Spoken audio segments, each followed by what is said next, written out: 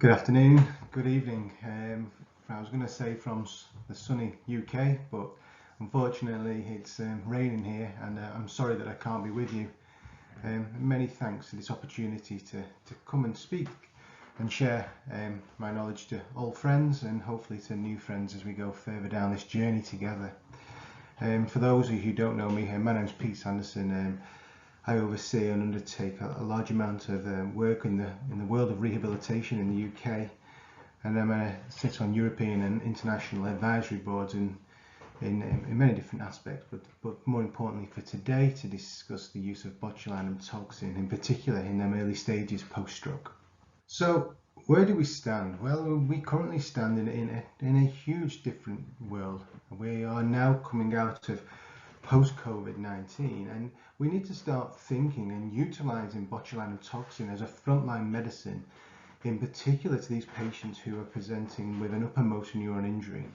And for the sake of today's purpose, the majority of the patient group that we will be covering is obviously the patients who sustain a CVA, but we all know that we do come in contact with them patients with cerebral palsy and an acquired brain injury, and it's really important that we can transfer the skill set, the knowledge that we have on medicines management, not only for all patient groups. We need to be aware of what treatment options are out there. Now, I'm sure that some of you guys will be practicing very well, and some of you guys will be wanting to improve on your practicing. And for me, this is about sharing my experience with you regarding some of the things that work very well and some of the things that don't work so well. So, we know when our patient sustains an injury is that approximately 65% of these patients will evolve spasticity. And what happens is within the first 24 hours post-injury, we define pathophysiological changes at cellular level. So what does that mean? Well, the muscle moves nice and fluid, and over the first 6 to 12 weeks, the spasticity evolves. And it's at this point that we start to develop an abnormal sensory feedback loop, which affects the synergy and the balance between the flexors and the extensors, affecting for what we see in these very post-stroke patients. So in the middle of the photo, we'll see a very typical presentation of that internally rotated flexed elbow with severe wrist deformity. Now, if I ask the audience now all to identify one problem, we would all identify different problems with this clinical presentation. What we know is that the main activists of the internal rotations of the shoulder girdle are pectoralis major, pectoralis minor, and subscapularis. And that's also to then consider the active flexors of the spine, to include latissimus dorsi, and then in particular the rotator cuff that gives stability from teres major and minor. As we move down to the elbow, the main activists are the biceps brachii, brachialis, and brachioradialis, which all activate or innervate elbow flexion, but all actually undertake a different pathology on that movement pattern.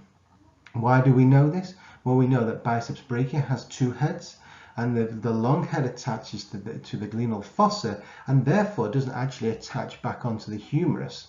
So it's really imperative that we know that this muscle, it has two heads. It activates not just on elbow flexion, but also affects elbow supination. So it's a key factor that we understand that the pathology of the movement disorder that the patient is presenting with. As we see the brachioradialis attaches in the distal third of the humerus and attaches down into the upper extremity of the radius. And what we know there is that the main activation of brachioradialis assists with elbow flexion to 90 degrees. Now, it's really important that as a wider MDT, we understand the pathology and the movement pattern that has been deciphered. By understanding the pattern of deformity that has occurred and the clinical assessment, we're able then to engage ourselves in actually being able to administer botulinum toxin potentially into the right muscle groups. As we go further down to the wrist compartment, we can see that the main activists here are the wrist flexors, but that actually causes significant underlying neuropathic pain due to compression on the median nerve. By the effect of the long finger flexors pulling the wrist down has an effect not only on the biomechanical disadvantage to the flexors, but also elongates the extensor mechanism, creating underlying weakness. And it's really important that we consider this synergy about how can we influence change within to affect motor and sensory recovery. So, as we look at the World Classification on Disability, we know that spasticity has a negative effect on our patient groups. The impairment that we see on a day-to-day basis is not only underlying spasticity, it's underlying contracture formation, it affects pain. And the negative effect about all of these things is that it has poor skin integrity.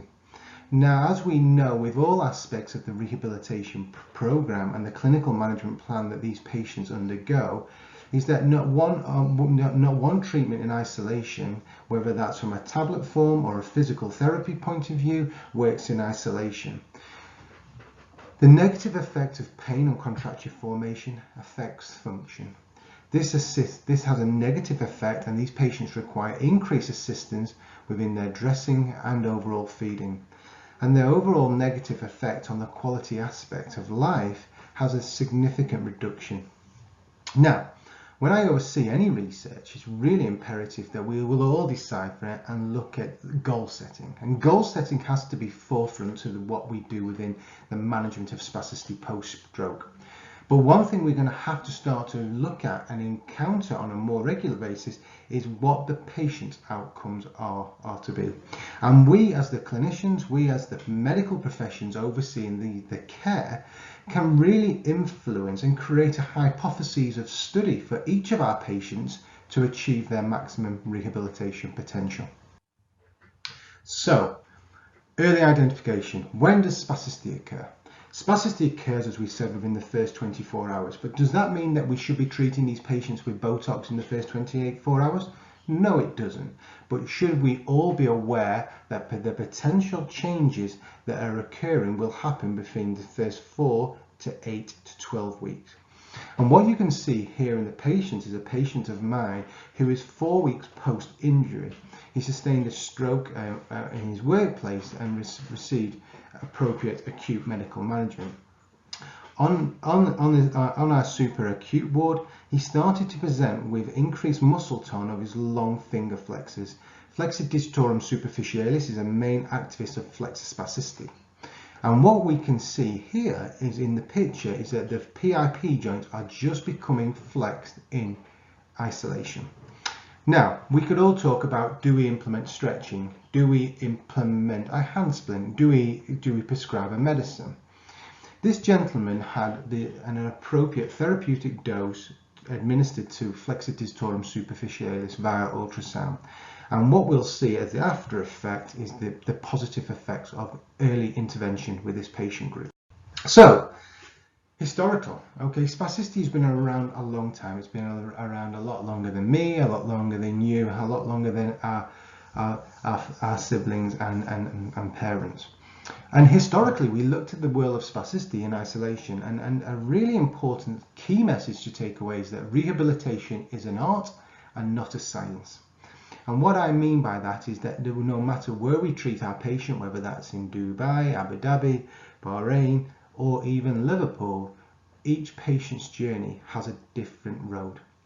And historically, we used to look at the use of physiotherapy, occupational therapy, splinting in isolation. And if that didn't work, we then looked at the use of antispasmodic medicines, so the use of baclofen, tizanidine, dantrolene, midazolam, to see if they could have an effect. And these have some really positive effects, but they have some very negative effects. If they failed, we would try the use of an appropriate dose of Botox. But historically, there's been a lot of influence in practice where we just inject the toxin blindly. So we don't know whether medicine is actually having its positive or negative effect. And then we would then go for surgical methods.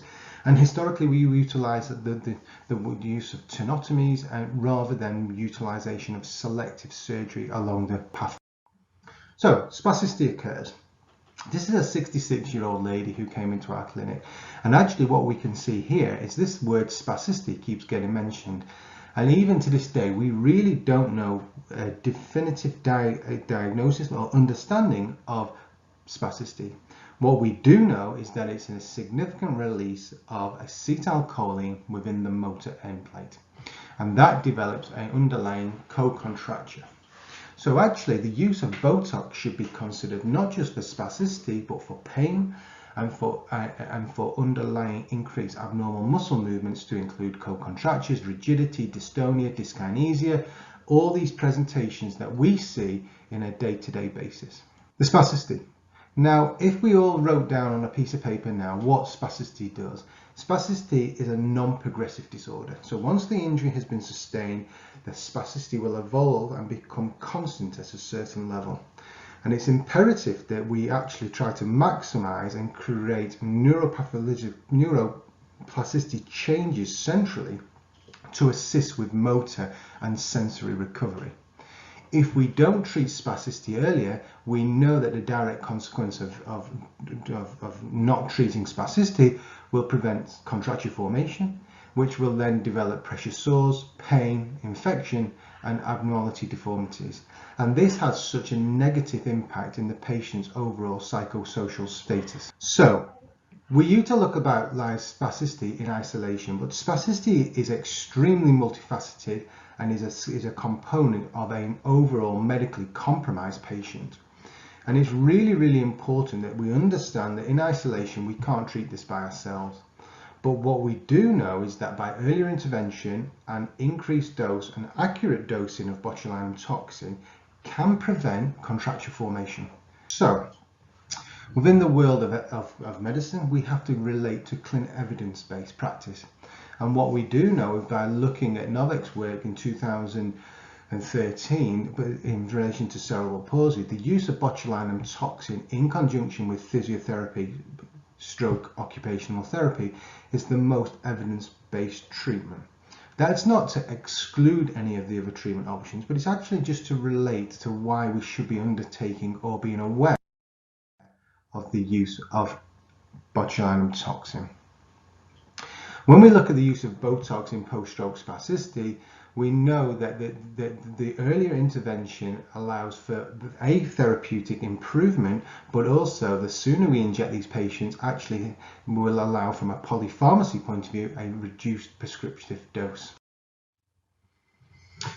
As we look about the early use of botulinum toxin in prevention of spasticity following a stroke, the work undertaken by Cameron Lindsay highlights that actually the meta-analysis showed a significant positive effect in the standardized mean of these patient groups.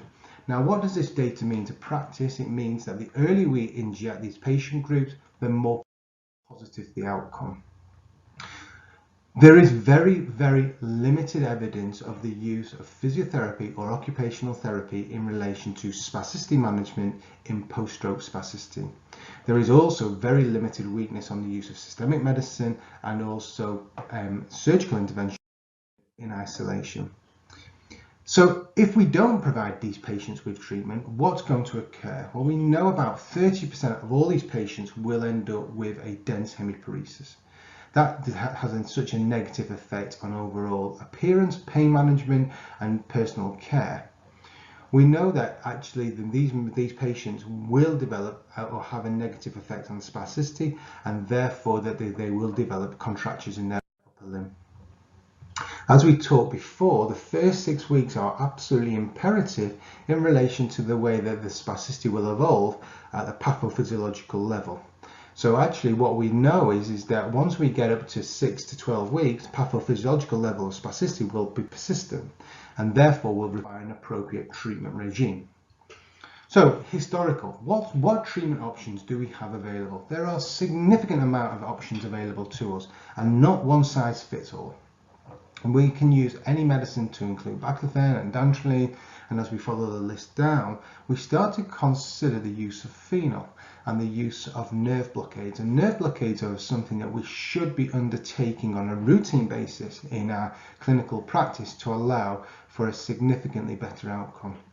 What we're seeing now within our practice within Liverpool and Birmingham is that earlier we treat these patients, we are allowing them to prevent further underlying contracture formation, but giving them a significantly better outcome for the future. So this is a management algorithm that was undertaken by myself and my team. And there's some words in here that really need to become quite used to normal practice now. The use of botulinum toxin should be considered as an assessment. We don't actually know exactly how a patient will respond, and we don't actually know if the patient has any underlying active motor control.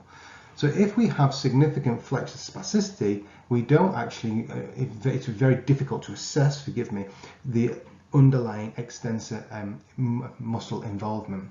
So the use of small dose of botulinum toxin, the use of potential selective de-innervation, where we can subdivide the nerve as it supplies the muscle, is something that we should be considering for the future of rehabilitation.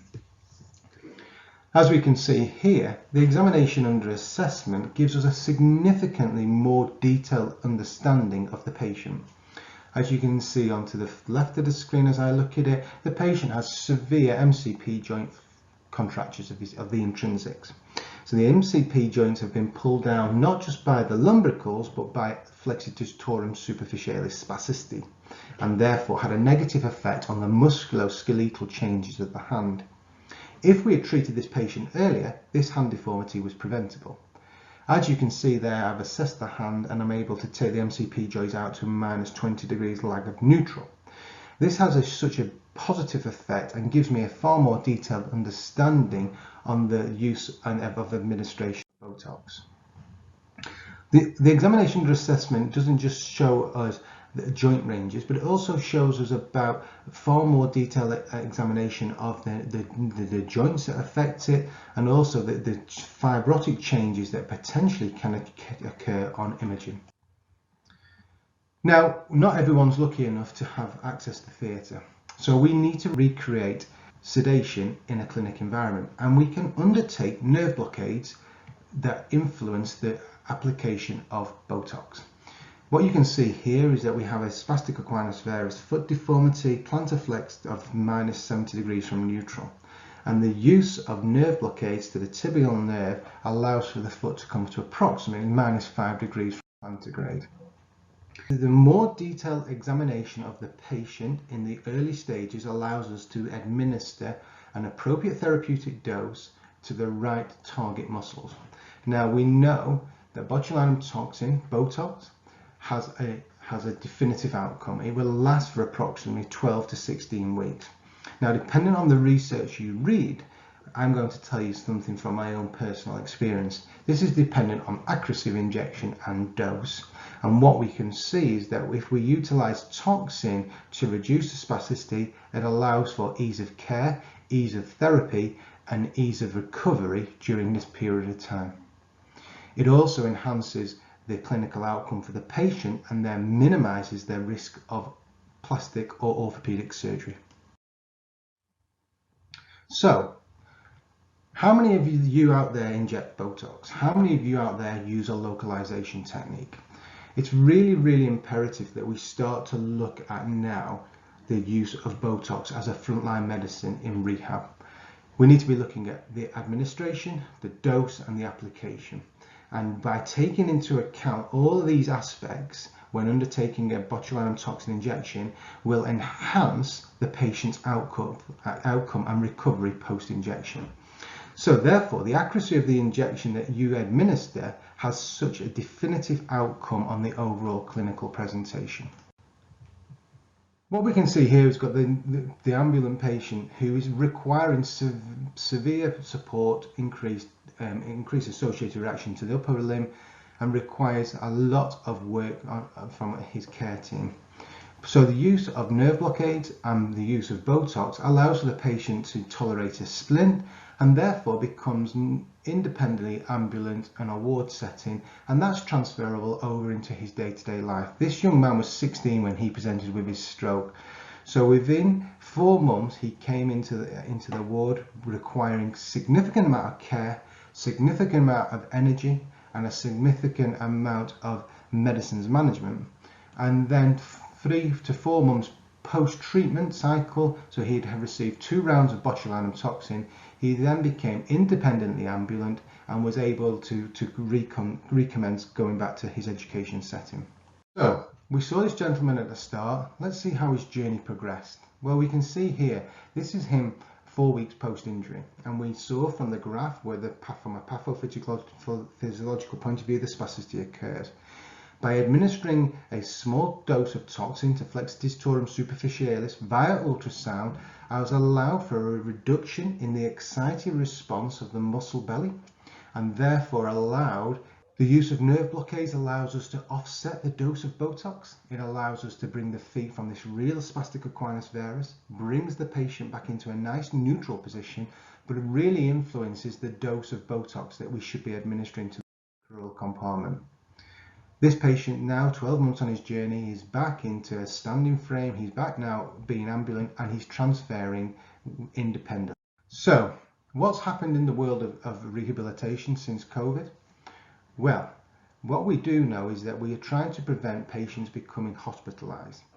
So if we can see here, this is the patient who's actually 5 weeks post-injury. So he was standing up there in his ward environment with a severe internally supinated wrist posture, with shoulder elevation and severe spasticity of the crural compartment.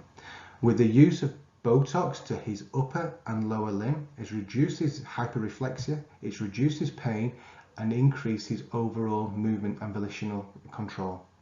This gentleman now is independently mobile and discharged subsequently home. Botulinum toxin in isolation does not work, but therapeutic dosing at timely intervention has a significant bearing on the clinical outcome of the patient group. It's vitally important that we share experience and knowledge, and we go away from today and we start to look and create networks about enhancing a pathway within your area to enhance or to consider botulinum toxin as a frontline medicine for this patient group. As stated previously, anatomical deformities can be prevented not only from a health point of view, but from a cost point of view. What you will see by a reduction in anatomical deformities has an overall positive effect on the reduction of prescriptive medicines to include analgesia, and allows for the patient to return and maximize their rehabilitation potential.